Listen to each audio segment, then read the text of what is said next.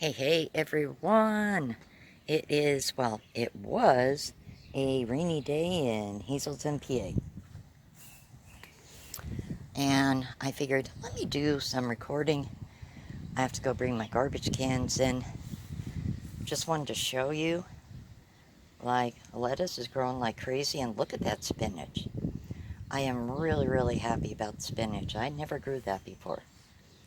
Kale is coming up really good. And, yeah. Sunflowers, yes. And you see that the leaves are nibbled on there a little bit? Well, the reason for this video today, I'm going to be whipping up some natural, I guess you could say, remedies for little pests that like to do that stuff.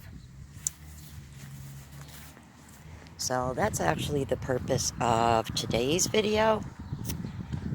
And like I said, it was raining that crazy earlier, but now it is sunny out, and I probably should have put shorts on.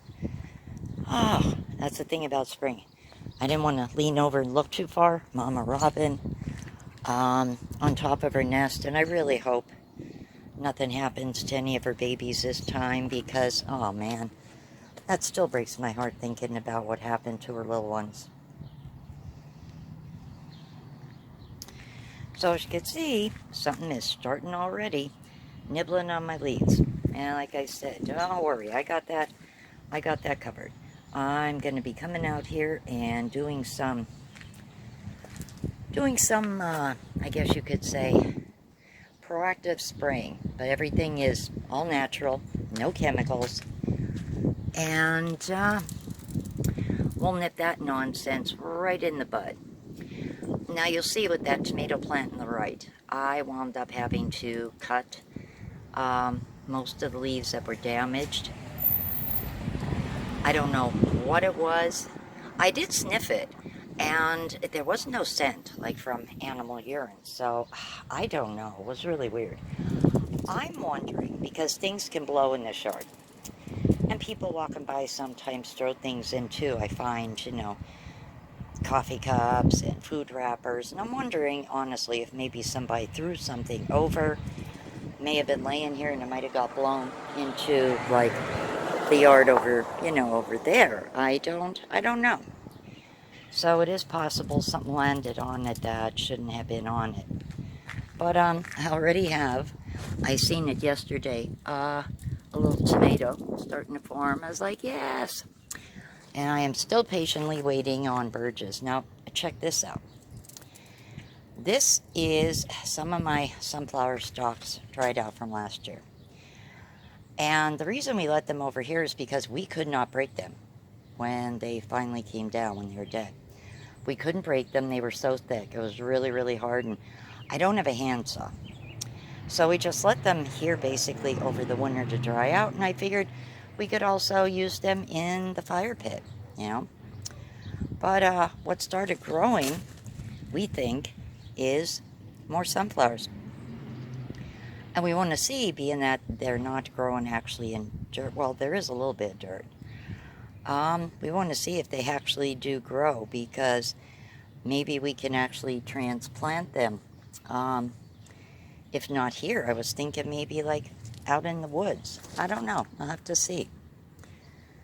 So I definitely got to get my, well, I'm making tacos tonight. So I'm definitely going to be snipping these microgreens. I want to add them to my tacos and, see how they come.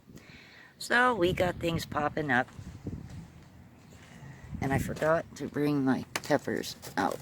I didn't want them to get totally bombarded, because they were talking about, like, really bad rain. Now, I just filled that bird feeder up 2 days ago, and look at that. Oh my gosh, these guys are so darn hungry. Wow. It's the doves. The doves and the sparrows. Because the robins don't eat at the feeder as much as the other ones do. And these are starting more budding, slowly but surely. I'm honestly thinking it's just it's a temperature thing, you know. They're just being stubborn. I'm gonna have to water them. But yeah, I also see a little bit more weeding I gotta do again. That is a given. So I'm really hoping this week to get my tomato plants in from Burgess, and I can finally plant my wax beans. But I'm going to be doing some planting in pots, and yeah, I'm going to show you guys some natural things that I use. First, I'm going to start with the eggshells. Alright, just wanted to be sure I had the positions right. This is first. Sorry about that, guys. I'm using the smaller tripod, and yeah, decided not to cooperate with me there for a moment. Trying to get it set up right so you could see what I'm gonna do. Alright, so my tripod, my small one, doesn't want to stand, so I'll have to hold it while I do this. But I'm showing you what I'm doing. Now you're probably thinking, oh, you got some big pieces in there. I do. But the reason is slugs, small slugs. And there's one thing I cannot stand out of everything in the darn garden. It is slugs. They are absolutely the most disgusting looking things I could ever want to walk in my garden and see. When we lived on Broad Street several years ago, we were bombarded with these huge ones. I mean, they were the big ones. Here we only get the little ones. But still, that's too much slug for me. So you'll see what I'm doing is sprinkling a generous amount around the plants.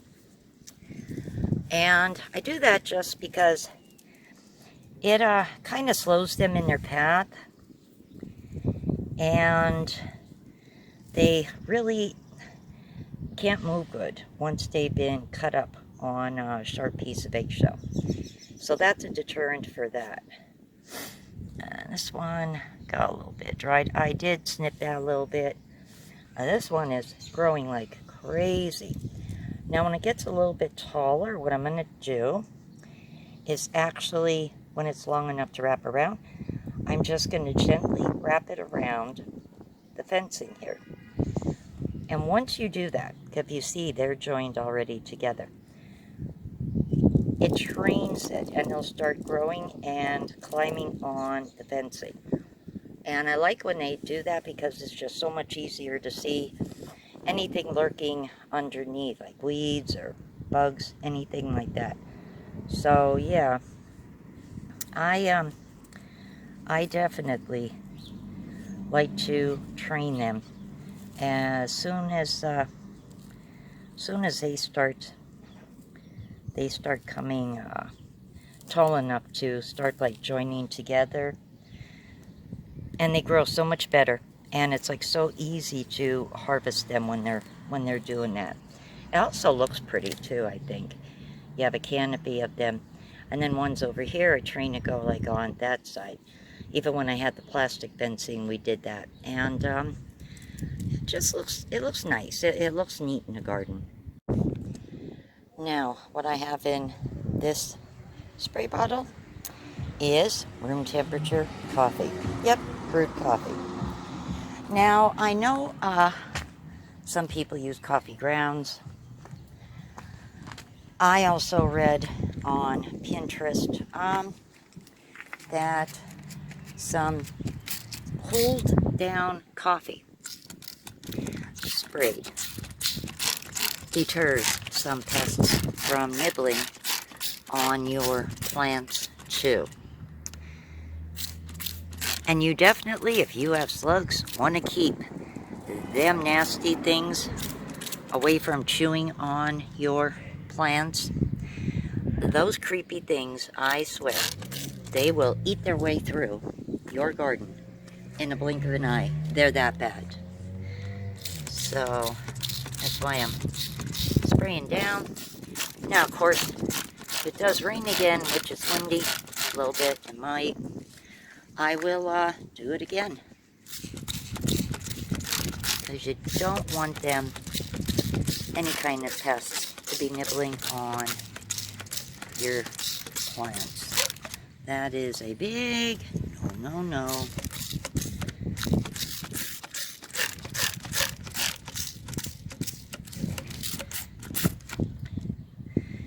And I'm still trying, I really am, to figure out what the heck did actually happen. I mean, if need be, I can always regrow, you know, replant other beans. Now this one, I don't know, was like coming through the ground and it didn't stand up.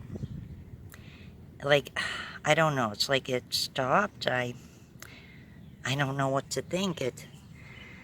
I'm probably just gonna dig that one up and put another few seeds in there. You know, but yeah, where you have any plants growing, you're bound to have something attacking it. There's always something. So definitely just want to spray.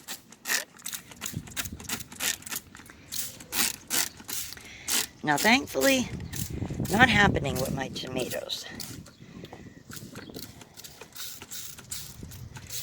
But they're taller, so that honestly is probably why.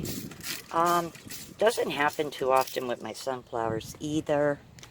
But over the course of the summer, I mean, maybe one of the leaves closer to like, maybe like about here, you might see a little bit of nibbling. But it doesn't get too bad. And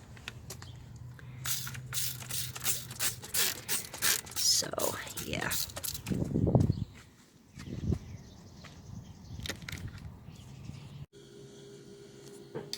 And another useful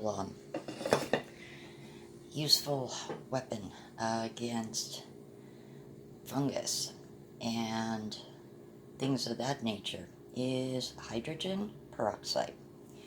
So when I was in Dollar General yesterday, I grabbed actually 3 bottles and I just mixed them up in an empty cleaning solution bottle.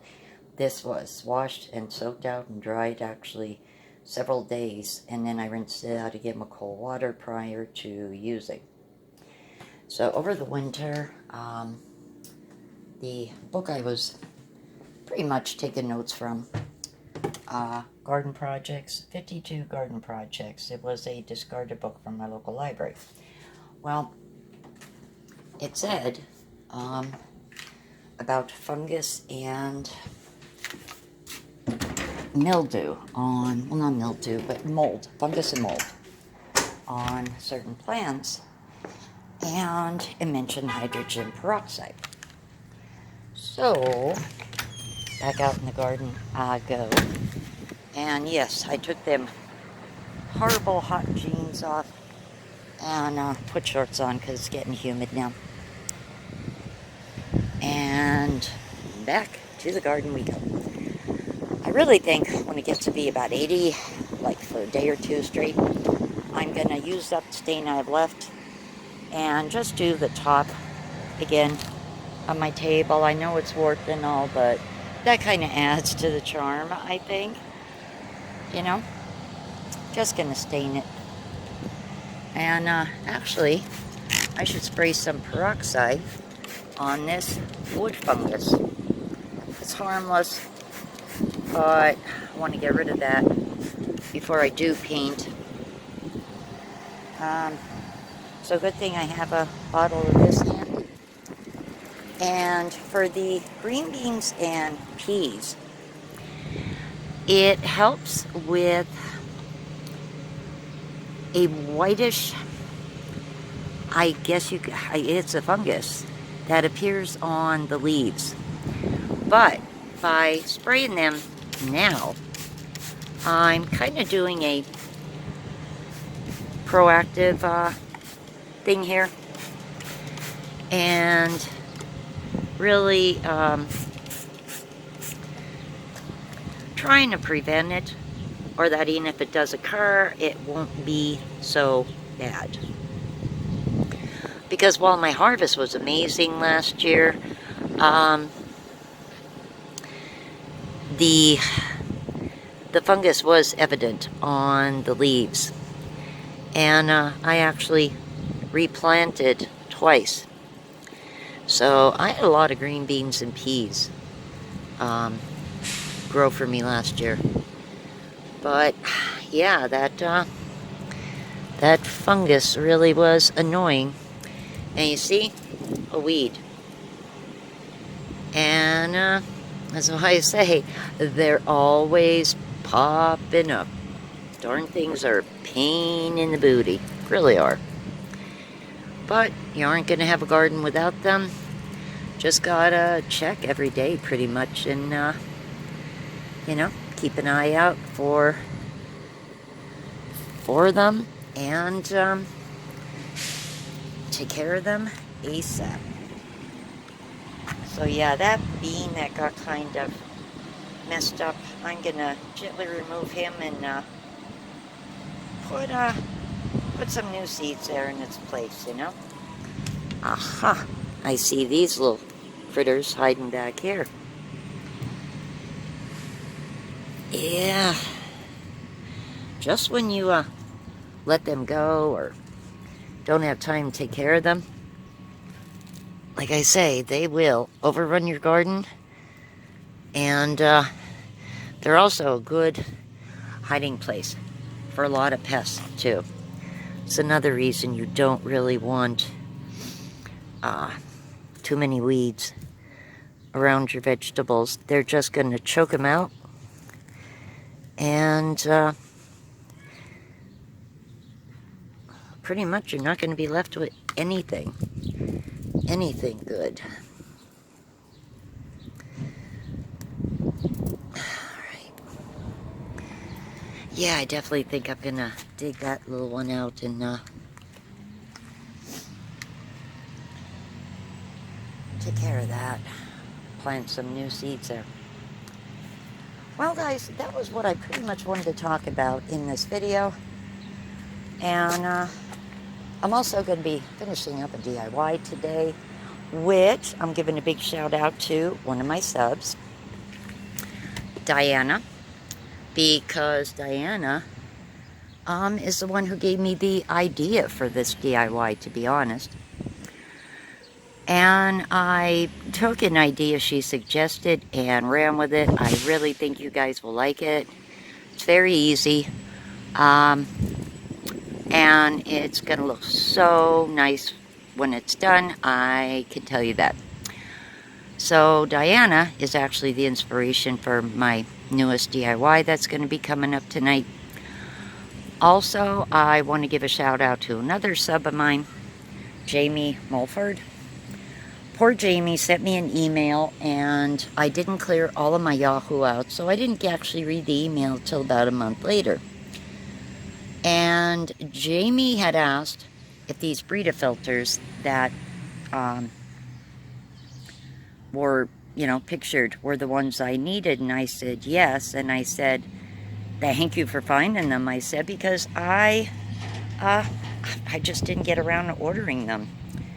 Well, 2 days later, a box of 3 of them arrived, and I just want to say thank you, Jamie. I bookmarked the page, so now in the winter, I have the link. I can just go on and order them. So thank you so much for those Brita filters. I know I thanked you already in email, but I just wanted to tell you guys. So 2 of my subs get a shout out. Everybody have a wonderful afternoon, and I will see you later on tonight. Have a great day. Bye.